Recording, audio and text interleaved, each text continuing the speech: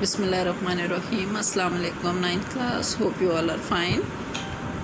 We are studying about electrochemical cells. In our previous lesson, we have studied about the electrolytic cell, and now we will discuss the second type of cell, which is called galvanic cell, on page number 123. What is galvanic cell? The cell in which the spontaneous chemical reaction takes place and generates electric current is called galvanic or voltaic cell. कि वो cell है कि जिसके अंदर spontaneous chemical reactions जो खुद ब खुद हो जाते हैं, ये सेल के अंदर खुद ब खुद रिएक्शन होते हैं और उससे इलेक्ट्रिसिटी जनरेट होती है। इन सेल्स को गैल्वानिक या वोल्टेक सेल भी कहते हैं। अब वोल्टेक सेल इसको क्यों नाम दिया गया है, यहाँ पे आप देखें तो इसका जो साइंटिस्ट था जिसने ये बनाया था, ये पहला सेल, उसका नाम था अलेसेंड्रो वोल्टा। In 1745 to 1827, he was Italian physicist known especially for the development of first electric cell in 1800। तो चूँकि पहला सेल इसने बनाया था, इसका नाम अलेसेंड्रो वोल्टा था, उसकी वजह से हम इस सेल को वोल्टेक सेल भी कह सकते हैं। और इसकी एग्जांपल्स में यहाँ पे है डायनियल cell. Now we will discuss the construction of Daniell cell. Here we have the diagram of a galvanic cell. It consists of two cells, each called a half cell. इसके अंदर ये दो सेल हैं, हर एक को हम हाफ सेल कहते हैं। And they are connected electrically through a salt bridge. ये एक salt bridge है जिसकी वजह से ये दोनों एक दूसरे के साथ connected हैं।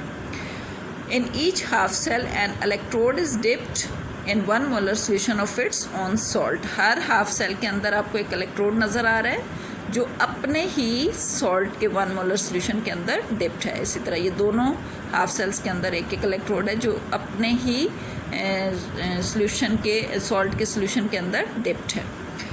And they are connected externally through a wire in a circuit. ये बाहर से जो है ये दोनों हाफ सेल्स एक वायर के थ्रू एक दूसरे के साथ कनेक्टेड हैं। एक्सटर्नल सर्किट है ये इसका। The left half cell consists of electrode of zinc metal dipped in 1 molar solution of zinc sulfate। जो लेफ्ट हाफ सेल है उसमें जिंक का इलेक्ट्रोड है और वो जिंक सल्फेट सोल्यूशन के अंदर डिप्ड है। And the right half cell consist of electrode of copper metal which is dipped in 1 molar solution of copper sulfate। Salt bridge is a U-shaped glass tube and it consists of a saturated solution of strong electrolyte which is supported in a jelly type material। के जो salt bridge है ये क्या है, एक U-shaped glass tube है जिसके अंदर एक strong electrolyte का saturated solution है और वो एक jelly type material के अंदर इसके अंदर मौजूद है। The end of U-tube are sealed with a porous material like glass wool। porous material जिसके अंदर small pores होती हैं उसके साथ इसके ये दोनों ends हैं उनको seal किया हुआ है। The function of the salt bridge is to keep the solution of two half cells neutral by providing the pathway for migration of ions। के ये जो glass salt bridge होता है इसका फंक्शन क्या होता है कि ये जो दोनों हाफ सेल्स हैं इनके सोल्यूशन को न्यूट्रल रखना। इसके थ्रू जो आयंस हैं वो एक सेल से दूसरे सेल में माइग्रेट कर जाते हैं जिसकी वजह से सोल्यूशन न्यूट्रल रहते हैं। तो ये है construction of a galvanic cell. Now working of a cell. अब इसके अंदर वर्किंग कैसे होती है। The zinc metal has tendency to lose electron more readily than copper metal। अब जो दोनों इसमें मेटल इलेक्ट्रोड्स हैं, एनोड के ऊपर होती है ऑक्सीडेशन, कैथोड के ऊपर होती है रिडक्शन। यहाँ पे ये डिफरेंस है इलेक्ट्रोलाइटिक सेल से कि यहाँ पे एनोड के ऊपर नेगेटिव चार्ज है और कैथोड के ऊपर पॉजिटिव चार्ज है।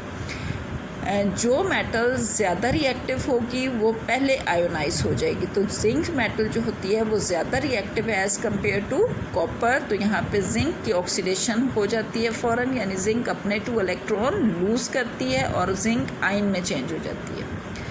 ठीक है, आयन सोल्यूशन में आ जाते हैं और वो जो 2 इलेक्ट्रॉन्स हैं वो एक्सटर्नल वायर के थ्रू मूव करके कॉपर तक पहुँच जाते हैं। ठीक है, तो कॉपर वहाँ पे वो कॉपर आयंस जो होते हैं सोल्यूशन के अंदर मौजूद वो ये 2 इलेक्ट्रॉन गेन करते हैं और यहाँ पे होती है कॉपर की रिडक्शन। इस तरह कॉपर मेटल में कन्वर्ट हो जाती है और वो इस इलेक्ट्रोड के ऊपर डिपॉजिट होना शुरू हो जाती है।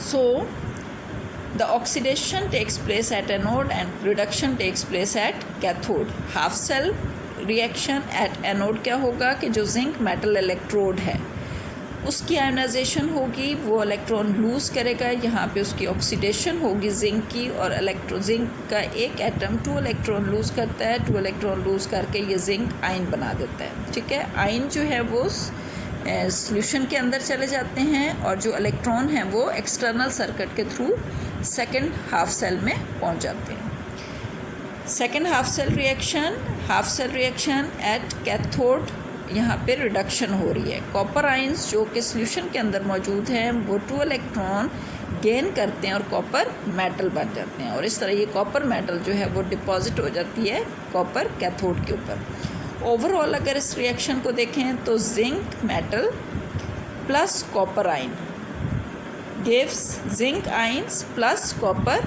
मेटल।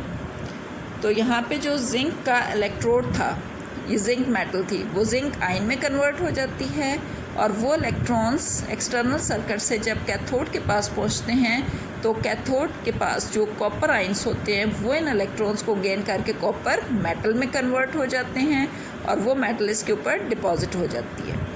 तो ये जो दरमियान में सॉल्ट ब्रिज है, इसका क्या काम होता है कि यहाँ से जो जिंक मेटल है वो आहिस्ता आहिस्ता जिंक आयन में चेंज होती रहती है।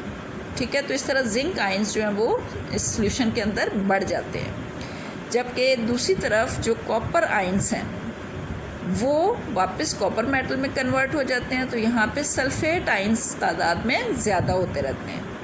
तो यहाँ से जो सॉल्ट ब्रिज है, यहाँ आयन एक्सचेंज होते हैं, यानी एक से दूसरे सेल में आयन जाते हैं। इससे क्या होता है कि दोनों के सॉल्यूशन जो है वो न्यूट्रल हो जाते हैं। इस किस्म के जो सेल्स हैं जिनको हम गैल्वेनिक सेल्स कहते हैं, ये आपको जो रेडीमेड सेल हैं हमें जो बाज़ार में मिलते हैं, ये जो ऑटोमोबाइल्स के अंदर हम बैटरीज यूज़ करते हैं, जो कैलकुलेटर्स के अंदर, टॉयज़ के अंदर हम सेल्स यूज़ करते हैं, उनमें भी इसी तरह से रिएक्शन होता है और उनसे इलेक्ट्रिसिटी जनरेट होती है या प्रोड्यूस होती है। तो ये गैल्वेनिक सेल है। गैल्वेनिक सेल में इलेक्ट्रिसिटी प्रोड्यूस होती है बाय केमिकल रिएक्शन। अब यहाँ पे अगर हम देखें तो एक कंपैरिजन दिया हुआ है दोनों सेल्स का, इलेक्ट्रोलाइटिक सेल एंड वोल्टेक सेल। तो अगर आप इसके पॉइंट्स देखें तो पहला पॉइंट क्या है कि electrolytic cell consist of 1 complete cell. वहाँ पे आपने देखा था कि इलेक्ट्रोलाइटिक सेल एक कंप्लीट सेल है and connected to a battery, के एक ही सेल है, उसके अंदर 2 इलेक्ट्रॉन डिप्ट है और उसको बैटरी से कनेक्ट किया हुआ है। जबकि गैल्वेनिक सेल में अभी हमने देखा कि it consist of 2 cells connected through a salt bridge. इसमें 2 हाफ सेल्स होते हैं जो सॉल्ट ब्रिज के थ्रू कनेक्टेड होते हैं। नंबर 2, इलेक्ट्रोलाइटिक सेल में anode has positive charge while cathode has negative charge. जबकि आपने अभी गैल्वेनिक सेल में देखा कि anode has negative charge while cathode has positive charge. यहाँ पे उल्टा होता है कि चार्जेस इनके डिफरेंट होते हैं। नंबर 3, इलेक्ट्रोलाइटिक सेल में electrical energy is converted into chemical energy. Electrical energy जो आप बैटरी से प्रोवाइड कर रहे होते हैं, वो एनर्जी जब मिलती है तो अंदर केमिकल रिएक्शन होता है, तो केमिकल एनर्जी में वो कन्वर्ट होती है। जबकि गैल्वेनिक सेल में अभी हमने देखा कि chemical energy is converted into electrical energy. Chemical reaction इसके अंदर खुद ब खुद होता है क्योंकि ये स्पॉन्टेनियस रिएक्शन है और इनसे इलेक्ट्रिकल एनर्जी बनती है। इलेक्ट्रोलाइटिक सेल में current is used for non spontaneous chemical reaction to take place. यहाँ पे जब तक करंट नहीं मिलेगा नॉन स्पॉन्टेनियस रिएक्शन नहीं होगा, तो इसके लिए इलेक्ट्रिसिटी चाहिए होती है। जबकि गैल्वेनिक सेल में आपने देखा कि redox reaction takes place spontaneously, खुद ब खुद रेडॉक्स रिएक्शन होते हैं एंड प्रोड्यूस इलेक्ट्रिक करंट। तो इस तरह से इसमें इलेक्ट्रिक करंट पैदा होती है। होप कि ये आपको अंडरस्टैंड हो गया होगा। Thank you.